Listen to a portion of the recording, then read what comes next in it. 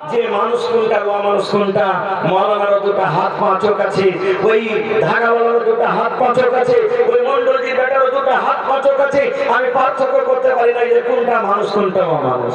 এই তো মাখালাতের পর্দা। সুবহানাল্লাহ। আজকে দেখেন জালসাতে, রাস্তাতে, বাজারে কত মাখালাতের সুবহানাল্লাহ। দেখেন সামান কিনা বেচা হয়, কাপড় কিনে, নাকের কিনে, চুড়ি কিনে, এগুলা কি কিনা অন্য দিন নাই? এগুলা কি অন্য দিন কিনা না? আজকে জালসা শুনতে এসে বেহায়ার মতন ঘুরছেন।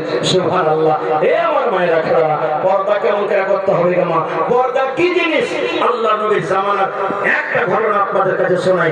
সুবহানাল্লাহ। বুখারী শরীফের হাদিস। আল্লাহ নবী সাল্লাল্লাহু আলাইহি সাল্লাম বসে আছেন, একজন মহিলা দেখতে কালো, রং কালো, তাকে মির্গির বেমার ছিল, কিন্তু সেই মহিলাকে মির্গির বেমার, মির্গির রোগ, মির্গির যাকে পেশেন্ট, যাকে মির্গির বেমার আছে তার কাছে দেখবেন